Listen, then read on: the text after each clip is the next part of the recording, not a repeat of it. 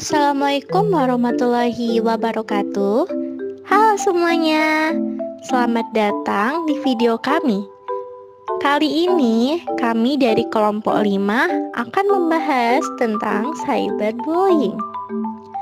Nah, kalau menurut teman-teman, bagaimana sih fenomena cyberbullying yang terjadi di Indonesia? Beberapa kasus cyberbullying yang terjadi di Indonesia, di antaranya kasus cyberbullying pada korban seorang anak SD di Tasikmalaya. Korban mengalami perundungan oleh pelaku. Pelaku memvideokan korban dan perundungan tersebut menyebabkan korban meninggal dunia. Korban cyberbullying yang salah satunya adalah seorang wanita nekat bunuh diri karena video atau foto vulgarnya disebarluaskan oleh pelaku. Ini sudah termasuk tindakan pelecehan harassment. Kasus cyberbullying, seseorang mendapat komentar hate dan ujaran kebencian di akun sosial medianya yang menyebabkan korban stres dan frustasi. Untuk teman-teman, berbijaklah dalam menggunakan sosial media. Stop cyberbullying.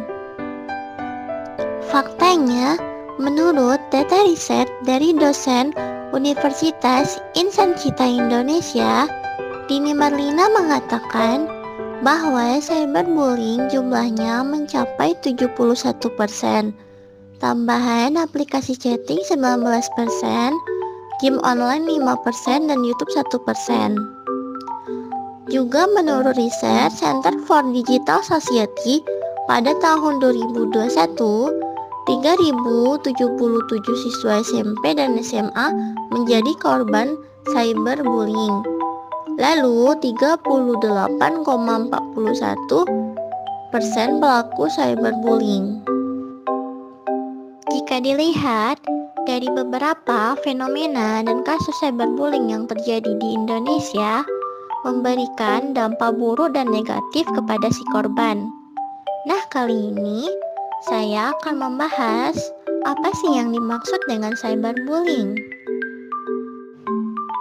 Jadi, menurut teman-teman, cyberbullying itu apa sih?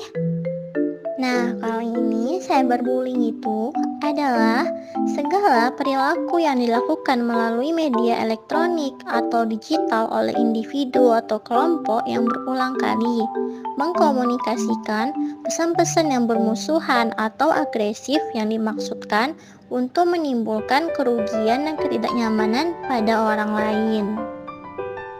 Apa aja sih bentuk-bentuk dari cyberbullying? Yang pertama adalah flaming.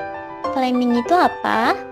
Pertengkaran dengan melibatkan kemarahan dan bahasa vulgar yang dilakukan secara online. Yang kedua, exclusion adalah pengabaian secara sengaja dan kejam kepada orang lain dalam suatu forum online. Yang ketiga, harassment adalah pesan yang buruk, kejam, dan menghina yang dikirim secara berulang. Yang keempat, denigration adalah membuat rumor negatif hingga merusak relasi korban. Yang kelima, dating adalah menyebarkan rahasia, informan, atau gambar yang memalukan orang lain secara online. Apa penyebab dari cyberbullying? Penyebab terjadinya cyberbullying. Tindakan ini pada umumnya muncul karena adanya pengaruh dari lingkungan, baik di rumah, sekolah, ataupun tempat bermain. Adapun beberapa faktor yang bisa menjadi penyebab bullying di dunia maya, di antaranya yaitu pertama, ikut-ikutan teman, kedua, sulit berempati terhadap orang lain, ketiga, ingin terlihat kuat di mata orang lain, keempat, upaya untuk mendapatkan popularitas, dan yang kelima, hubungan yang tidak baik dengan keluarga. Apa dampak dari cyberbullying? Dampak cyberbullying pada korban. Berikut ini sejumlah dampak cyberbullying di dunia maya yang perlu diwaspadai. Yang pertama, gejala fisik seperti sakit kepala dan sakit perut. Yang kedua, berkurangnya rasa percaya diri. Yang ketiga, kesulitan untuk tidur atau beristirahat. Yang keempat, hilangnya kepercayaan pada orang lain. Yang kelima, waspada dan curiga berlebihan. Yang keenam, gangguan kecemasan. Yang kelima, hilangnya motivasi untuk beraktivitas. Dan yang kedelapan, sulit beradaptasi dengan lingkungan. 9, depresi, dan yang terakhir, munculnya keinginan untuk bunuh diri. Apa saja solusi dari cyberbullying?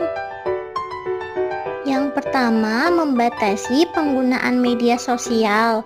Yang kedua, membatasi komentar tidak penting. Yang ketiga, memberikan afirmasi positif pada diri sendiri. Yang keempat, berkumpul dengan orang-orang baik. Dan terakhir, mengambil tindakan hukum kepada para pelaku cyberbullying. Bagaimana cara mengatasi cyberbullying? Cara mengatasi cyberbullying. Yang pertama, blok akun pelaku bullying. Kedua, keluar dari grup tempat cyberbullying tersebut. Ketiga, laporkan akun pelaku ke website terkait.